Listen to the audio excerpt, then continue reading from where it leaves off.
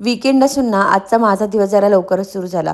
सखीसाठी मस्त हा शिरा केला, माझं आवरलं आणि कित्येक दिवसांनंतर मी निघाली होती निखिलला आणि सखीला घरी सोडून तुळशीबागेत. भक्ती आणि मी चाललो होतो गौरी गणपतीची शॉपिंग करायला. आम्ही 10 वाजेच्या आसपास रविवार पेठेत गेलो होतो, जिथे आम्ही बऱ्यापैकी शॉपिंग केली. जी गरजेची होती ती पण आणि जी गरजेची नव्हती ती पण. तिथे आम्हाला आमचे फॉलोअर्स पण भेटले. इतकं फिरलो होतो, खूप भूक लागली होती म्हणून मस्त नाश्ता वगैरे केला.